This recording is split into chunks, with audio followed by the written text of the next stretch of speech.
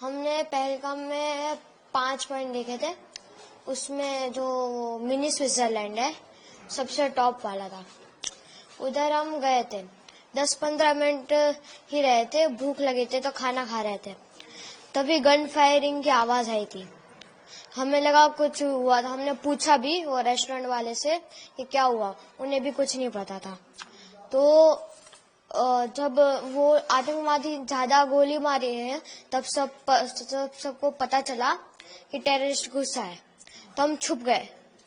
उन लोगों ने ढूंढ लिया, हमको तो वो 2 दिखे थे और एक ने आके बोला मुसलमान अलग हो जाओ और हिंदू अलग हो जाओ, जेंट्स खाली।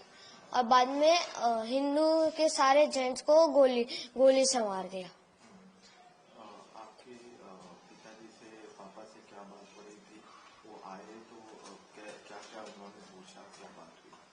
आतंकवादियों ने आपसे क्या पूछा, आपके पापा से क्या बात हुई? किसी से कुछ नहीं पूछा, बस यही बोला मुसलमान अलग हो जाओ और हिंदू अलग हो जाओ। हिंदू को मार दिया और बोला 3 बार कलाम बोला।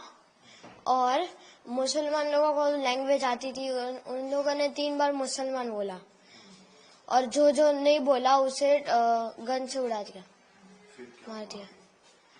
फिर आगे वो चले गए। बाद में सिविल लोगों ने बोला कि जो बच्चे हैं, जिंदा बच्चे हैं, वो जल्दी नीचे उतरो। तो हम नीचे उतर गए। मैं तो घोड़े से आ रहा था, मैं तो घोड़े से नीचे उतरा और मेरी मम्मी और दीदी उतर के गई पहाड़। ये हुआ, हम नीचे पहुंचे। बाद में आर्मी सारी आ गई। बाद में मतलब आधा 1.5 घंटा हो गया था, उसके बाद आर्मी आई। अब मैं चढ़ा, बाद में पता नहीं क्या हुआ। बाद में देखो, हमने वो मिलिट्री बेस थी उधर, जस्ट नीचे मिलिट्री बेस थी, हम उधर रुके थे थोड़ी देर। बाद में शाम को हम होटल में चले गए थे। आपके पापा को आतंकवादियों ने गोली मारी, उस वक्त क्या बात हुई थी? मम्मी ने क्या कहा, फिर क्या बात हुई? कुछ बात नहीं हुई, मतलब वो बोलने ही नहीं देते। अगर बोलेंगे कुछ तो गन से उड़ा देंगे हमारे में। मम्मी को उन्होंने कुछ कहा क्योंकि कौन कौन साथ में था उस वक्त वहाँ पर? नहीं, कुछ नहीं कहा। वहाँ पर और कौन कौन लोग साथ में थे आपके साथ? टोटल तो 20-30 लोग थे, मतलब जेंट्स में, मतलब हिंदू 20-30। तो उन्हें उड़ा दिया। पापा को गोली मारी? नो देखो, मैं, मम्मी मेरी, उसके आगे मेरे पापा, उसके आगे मेरी दीदी। बाद में 2 लोग के स्किप करके मैं था।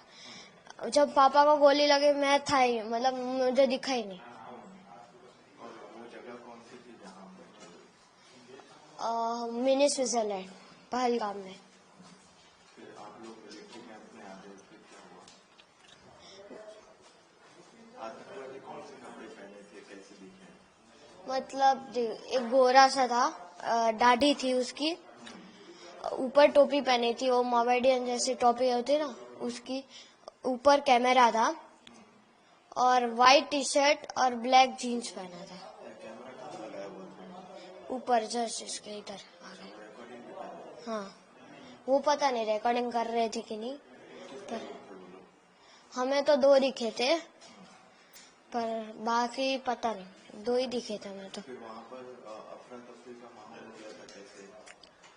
कितने लोग थे? आप सबको गोलियां मारी थी या फिर? सबको नहीं, लेडीज और बच्चों को छोड़ के सबको गोली मार दी थी और बाद में हम भाग गए। फिर आर्मी कैंप से आपको कहाँ ले जाया गया? होटल में मतलब होटल, मतलब आर्मी जो वो कौन सा था, पुलिस होता है ना, पुलिस स्टेशन, वो उधर वो रूम वाले रूम्स थे, उधर रहे, पुलिस हेडक्वार्टर। अभी मम्मी और लोगों से फिर कुछ बात किए थे? आतंकवादी कुछ बात हुई? नहीं, कुछ नहीं बोले। क्या नाम है आपका? मेरा नाम शीतल कलथिया है। अभी जिस तरीके से आतंकवादी घटना हुआ, उस घटना में आपके पिता की मृत्यु हुई है, कैसे आप जम्मू कश्मीर के लिए क्या प्लानिंग थी और पूरी घटना कैसे हुई? हम 18 को निकले थे मॉर्निंग में जम्मू के लिए मुंबई से। वहाँ पे हमने 3 नाइट श्रीनगर में की और ये पहलगाम के लिए हम जब निकले, सुबह निकले श्रीनगर से और दोपहर में 12, साढ़े 12, 1 बजे तक पहुँच गए। वहाँ पे गाड़ी पार्क किया और वहाँ से क्या पौनी लेके ऊपर जाना पड़ता है सबको। तो पौनी वोनी सब बंदोबस्त करवा के हम ऊपर गए। मतलब 2-2:30 बज गए हो गए ऊपर पहुंचे तो फिर वहां जाके थोड़ा रेस्ट किया। मतलब 5-10 मिनट हुए थे हम वहां पहुंचे ऊपर, और बच्चे को भूख लगी थी तो कुछ नाश्ता वास्ता करने बैठे, इतने में फायरिंग की आवाज आई। तो हमने सब तरफ देखा पर कुछ दिखा नहीं। तो हमने शॉप वाले से पूछा कि आवाज कैसी है। वो लोग भी डर गए कि मैडम पता नहीं, हमने भी आज पहली बार सुनी है।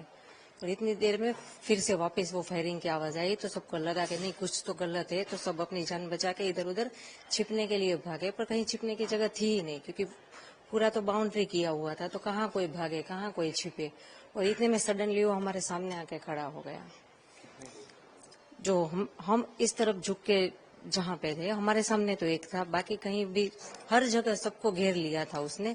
हमारे सामने जो एक बंदा था उसने ये बोला, हिंदू एक तरफ हो जाओ, मुसलमान एक तरफ हो जाओ। फिर उसने बोला कलाम, तो जो मुसलमान थे उसने बोला कि मुस्लिम। फिर उसने बोला कलाम, फिर मुस्लिम, फिर कलाम, फिर मुस्लिम। जो उनका होगा कुछ, हमें तो वो पता नहीं था, क्योंकि मेरे बाजू में जो लेडी थी वो मुस्लिम थी, तो मैं सुन रही थी। जैसे ही वो आतंकवादी कलाम बोलता है ना, तो जो मुसलमान होते हैं वो लोग बोलते हैं मुसलमान। तो वो उसने पूछा, हिंदू को एक तरफ किया और जो भी हिंदू भाई थे सबको शूट कर दिया। तो ये जब ये लोग आए तो इन लोगों ने इनके हाथ में क्या क्या था, ये कैसे थे? जो मेरे सामने जो बंदा खड़ा था, मतलब पूरा इतनी लंबी हाइट थी, और उसने ग्रीन कलर का पहना था पूरा, वो टॉप, वो पैजामा वगैरह पहनते हैं ना, वो कुर्ता और पैजामा, वो उसने पहना था। ऊपर वो जो नमाज पढ़ने के टाइम जो कैप पहनते हैं वैसी कैप पहनी थी। इतनी लंबी दाढ़ी थी, गोरा लंबा पतला था। और वो AK-47 क्या, वो लंबी वाली जो गन होती है 2 फुट लंबी, मतलब, और गन के आगे कैमरा था एक, तो ऐसे एकदम आसानी से शूट करके चलाया गया। तो उसने जो सबको गोली मारी सबके पास जा के मारी? हाँ, मतलब जैसे कि ये कैमरा मैन यहाँ पे, और हम इधर बैठे हैं छिपके, वो हमारे सामने था। हिंदू मुसलमान को अलग किया, और जो हिंदू भाई थे सबको वहीं खड़े खड़े सबको गोली मार दी। हम सब आसपास ही थे, ज्यादा दूर नहीं थे, सब मतलब एक टच में ही थे।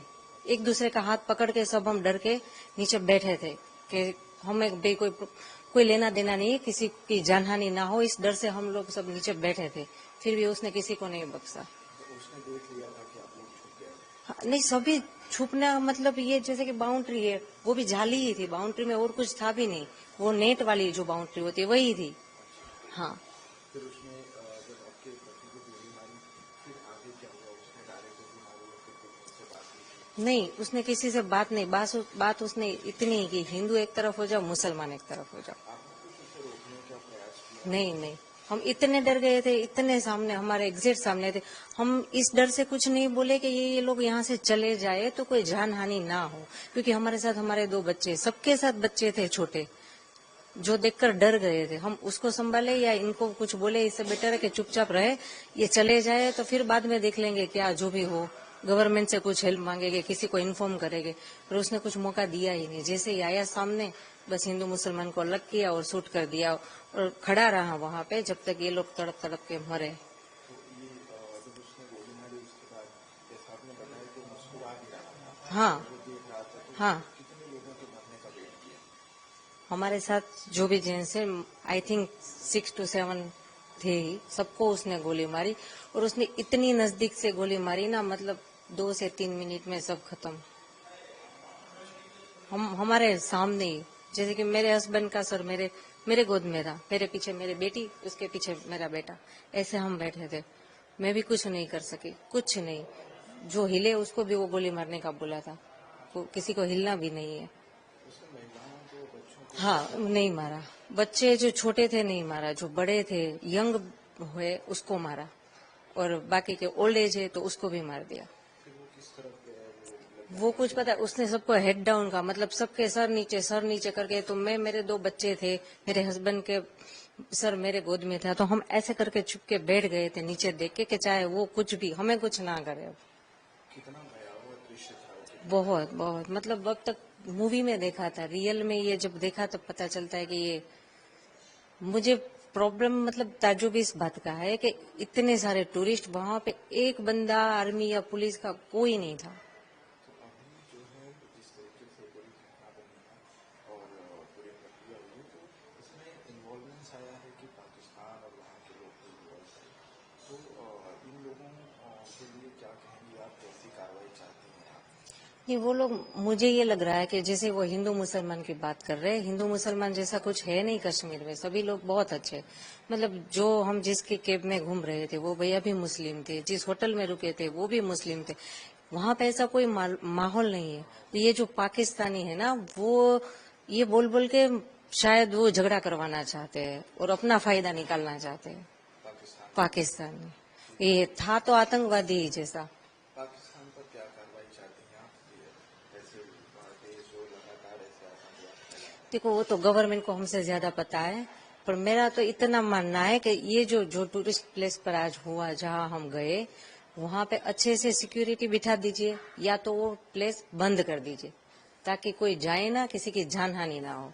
जितना गवर्नमेंट से कंट्रोल हो वो एरिया ओपन रखो, जो कंट्रोल नहीं हो रहा है और जो डेंजर जोन है वहां पे किसी को जाने ही मत दो ना। फिर ये कोई छोटा मोटा हादसा है नहीं। अगर ये डेंजर जोन था तो किसी को ऊपर जाने ही क्यों दे रहे थे वो लोग? विदाउट परमिशन तो कोई ऊपर जा नहीं सकता था। आर्मी कैंप के सामने से ही सब जाते थे, तो उनको पता ही है ना इतने टूरिस्ट ऊपर है। तो ऊपर कोई कोई सिक्योरिटी नहीं, कोई पुलिस नहीं, नहीं कोई हॉस्पिटल, कुछ नहीं, कोई मदद नहीं। पहाड़ी इलाका, पौनी से ऊपर जाना पड़ता है। मतलब रास्ता भी इतना खराब, आप चल के भी ना जा सको, कार वार नहीं जा सकती।